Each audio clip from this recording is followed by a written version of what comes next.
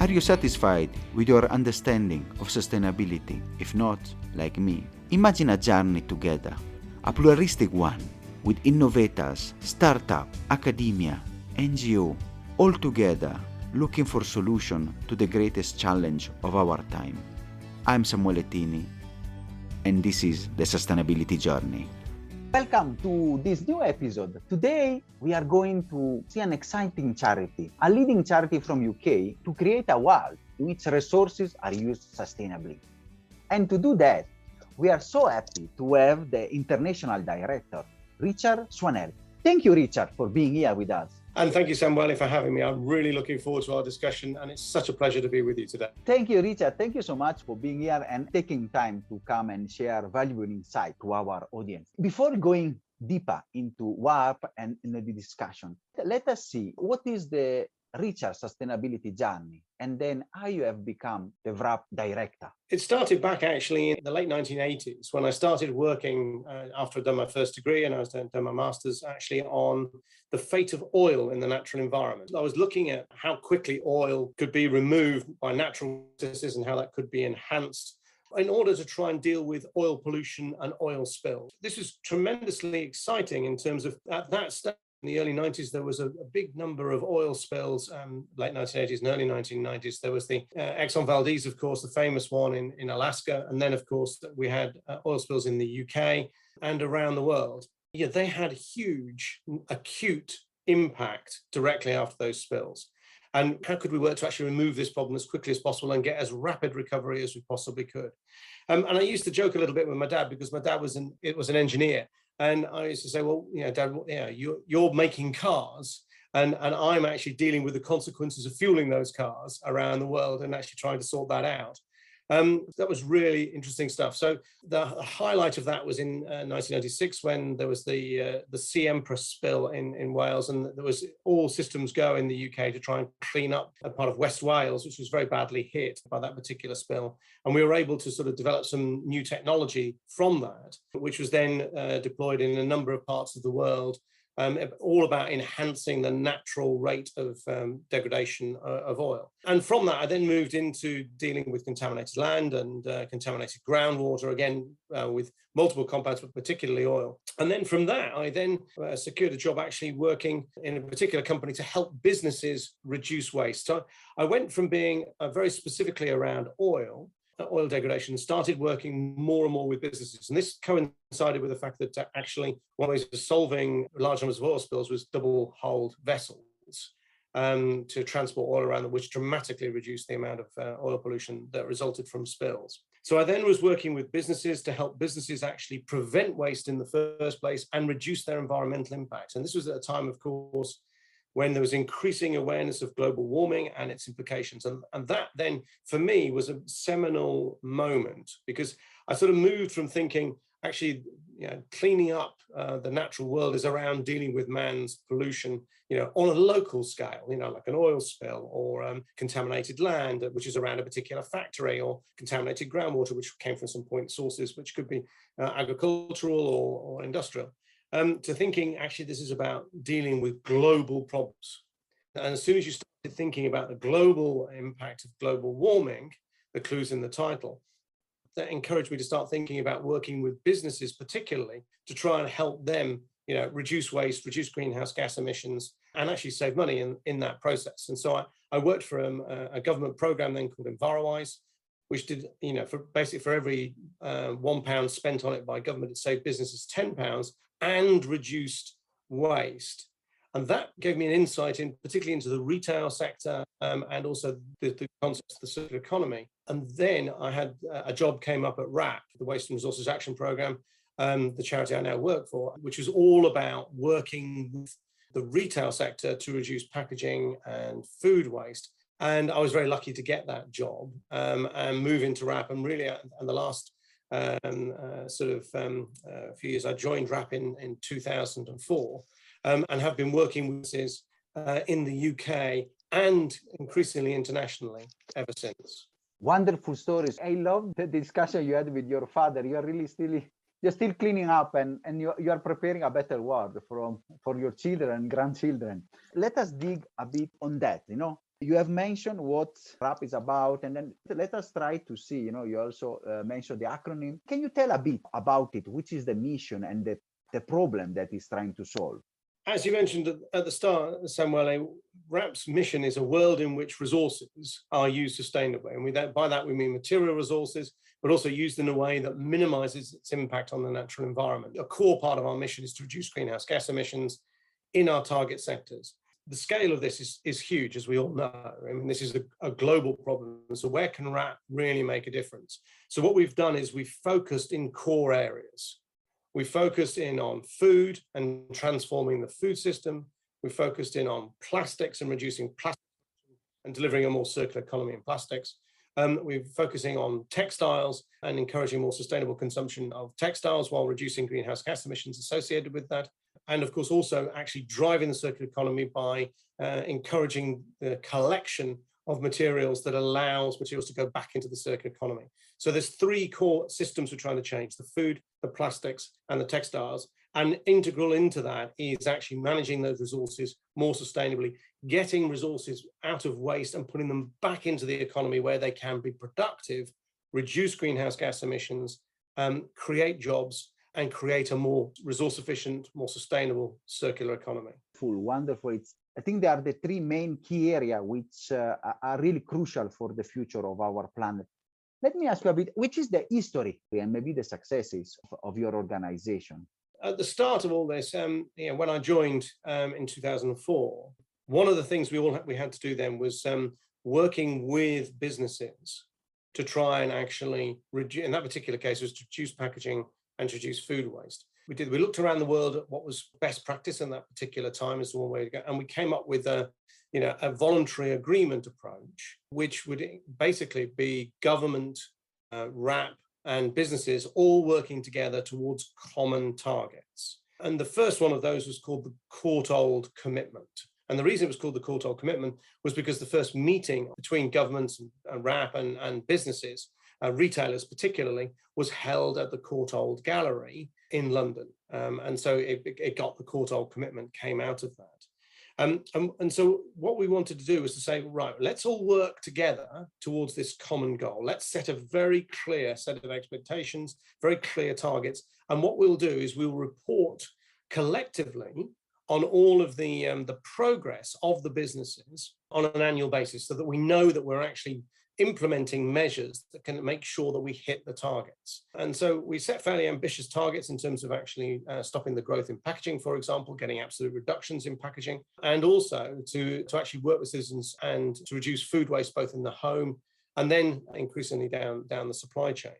And the reason we wanted to focus on those core areas is food waste is a massive source of waste in the UK, and also a huge source of greenhouse gas emissions.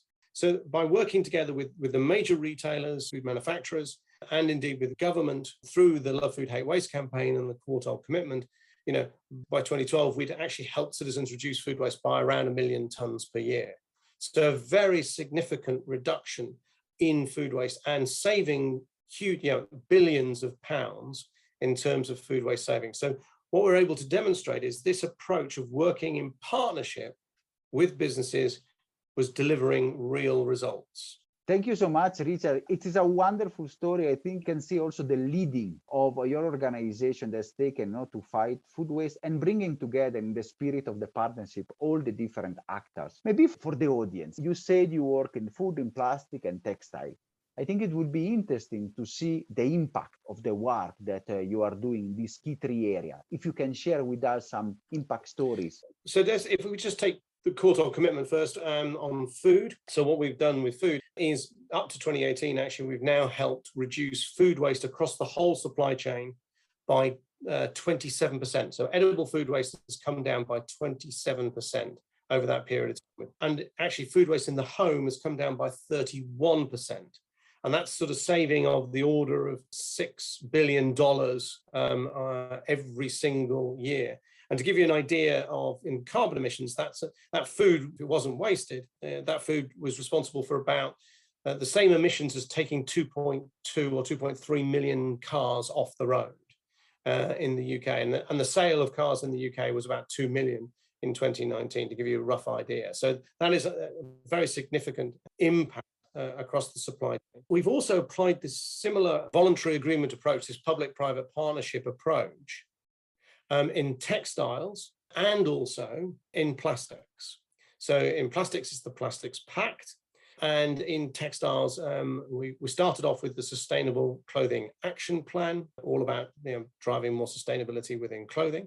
And now that's moved on to Textiles 2030, launched last year, which is all about halving greenhouse gas emissions associated with clothing by 2030. So we've used the different models. And if I might just draw a couple of examples from each of those. In plastics, one of the things that RAP did was work with academics and with industry to generate a methodology, a safe methodology for converting PET and HDB bottles. So these are the traditional sort of milk bottles that you've got in the UK, and also drinks bottles, and converting them back into food grade plastics that could go back into bottles. So this is genuinely a way of sort of driving a more circular economy. And what we've seen with the Plastic Pacts in the UK and increasingly around the world is increasingly businesses designing their plastic packaging for recycling to make it easier. So a classic one there is moving away from colored PET, like green PET, to clear PET, because that's actually a lot easier to recycle,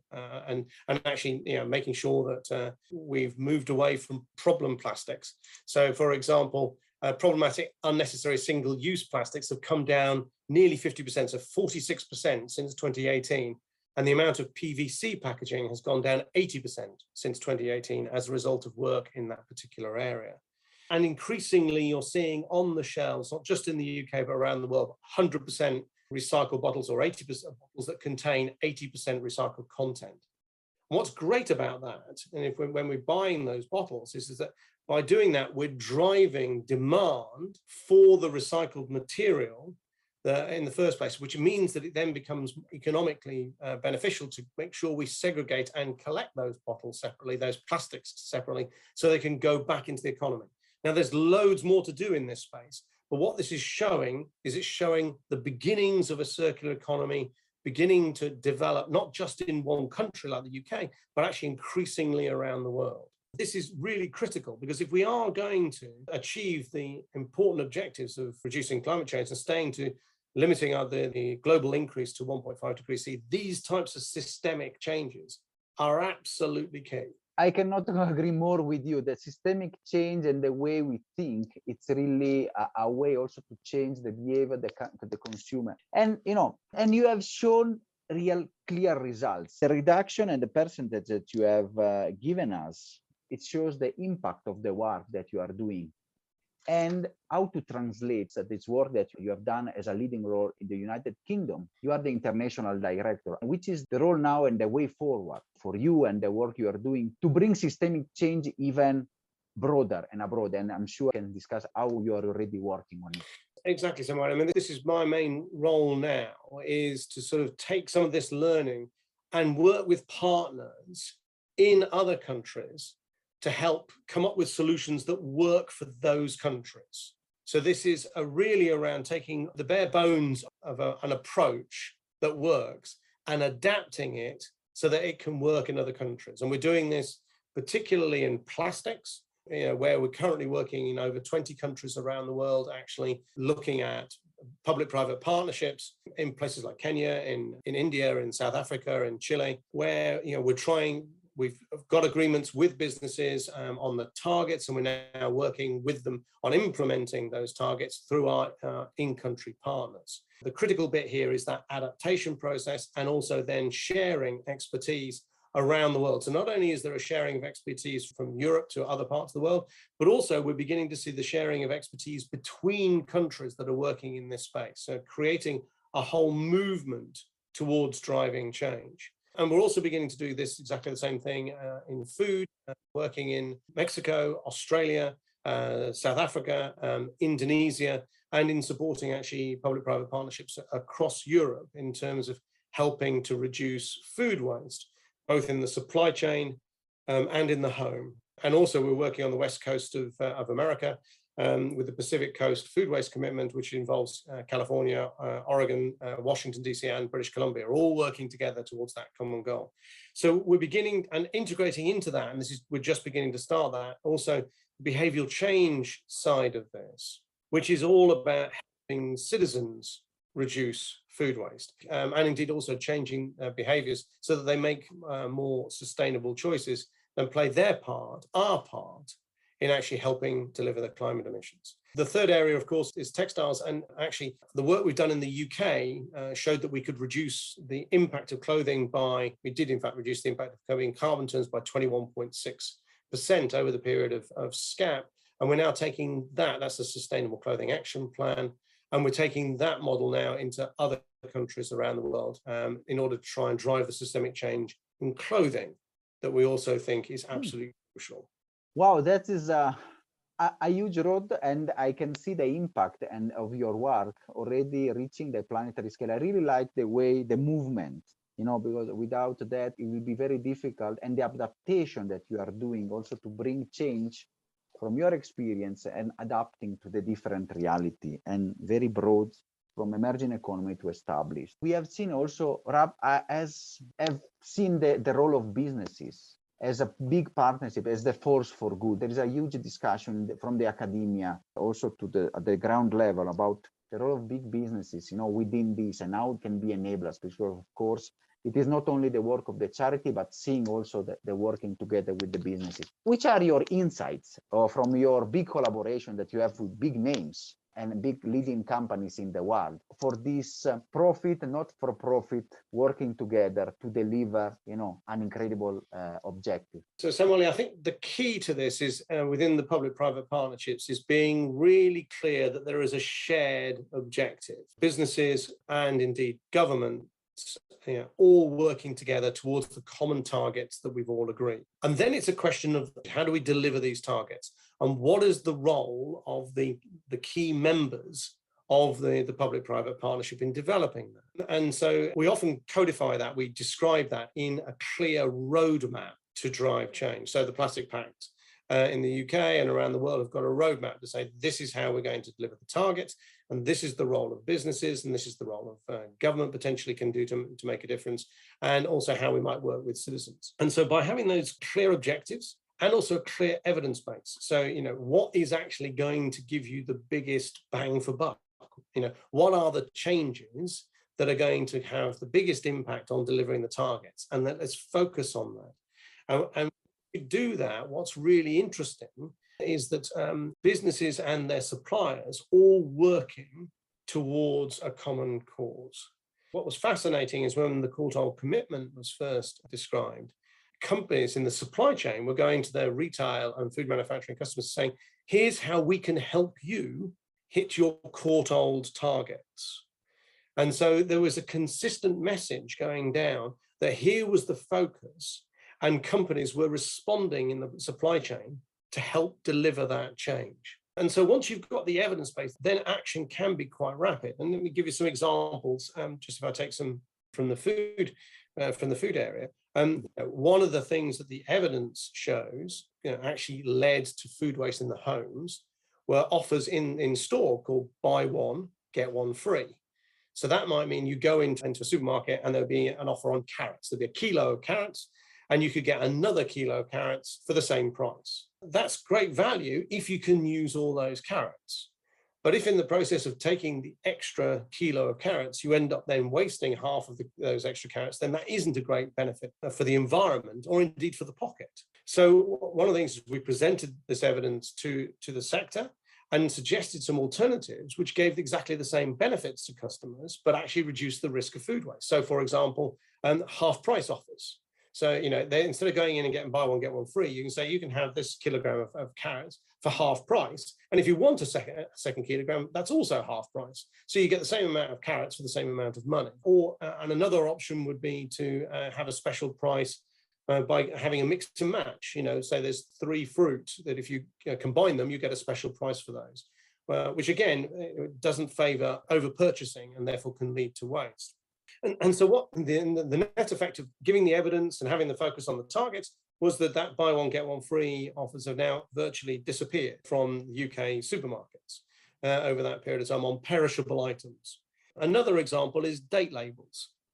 And what we found when we started is that you go into a supermarket and you'd find products which would have a use by or best before, a use by, actually a food safety indication, best before is a quality one, and then there'll be a display until date. Or a sell by date. So there could be at least 2 dates on, and those 2 dates confuse people. They thought, which do I need to worry about? Is it a sell by? Is it the best before? And also in some categories, you'd find both, on the same product, hard cheese, some would have a use by, which is about food safety. Some would have a best before, which is about quality. Which is it? So what we did is we worked with the Food Standards Agency and the UK government and businesses to come up with new guidance, which made it really, really clear that, go with one date label if it's required, the use by or the best before, and actually make it really prominent. And even on things like fresh fruit and vegetables, you might find you don't need a best before at all. And you can help, because there's not a food safety issue. People can rely on their senses to work out how fresh the produce is. And so again, we've seen a big shift towards that, one label, big label, and in many cases, actually retailers taking off best before on things like loose fruit and vegetables. So, those are the types of things that retailers have done. And of course, they've done that for the benefit of their customers to help their customers reduce food waste. And that's the sorts of partnerships that we're trying to develop and take around the world. Richard, thank you so much for this incredible, valuable insights. Also, you shed the light on how you work and really how you put together government, companies, your not-for-profit, and the work you are doing to give practical solution to problems. It's really confusing me. I mean, what you're saying recalls me that sometime here I go to the supermarket in Kenya, I'm very confused. Sell by, use by. It's really something that needs to be shared and taken globally. I really want to deeply thank you for your sharing and for your insights. We are approaching the end, and as usual, after these valuable lessons that you are giving us, I want to ask you, from your experience, you started with the oil and the discussion, and then now you are now a leader in the transformation to enabling circular economy. On a planetary scale, we might say, which is the message you want to give to our audience? Well, thank you, Samuel, and thank you very much for the opportunity to share this experience with you and your listeners. I really appreciate that. And I guess the final message I'd like to leave with your listeners is probably derived from being lucky enough to go to COP26 last year and listening to the fabulous work that is being done around the world to tackle climate change. And this clearly is the problem, the environmental problem of our time, not only environmental, the social and economic problem of our time. And I guess one of the things that we can easily sort of get to is the scale of this global problem is so large that we actually said, can we really do this? As humans, we are phenomenally capable of driving change rapidly.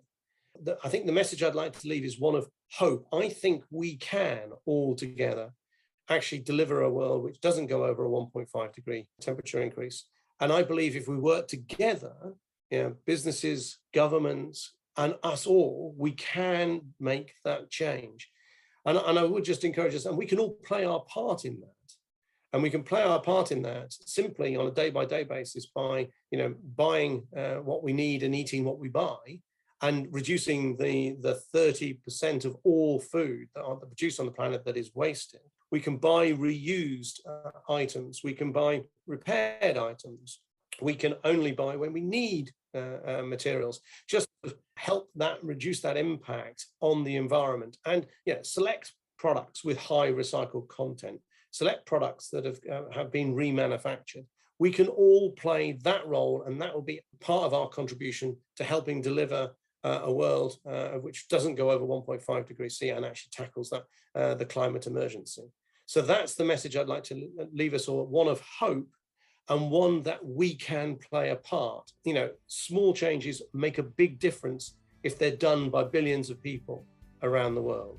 Thank you so much, Richard. I think it's a message that I really like. It's a message that we can share, and this is one of the objectives of the podcast, to give hope. Together, bringing different change makers from all over the world, from all over the places, all looking for these solutions, to the challenge that is, as you say, the biggest economic and social of our time. So every day we vote with ourselves, with our consumer behavior for change, and you're doing a wonderful job to enable, solutions all over the planet.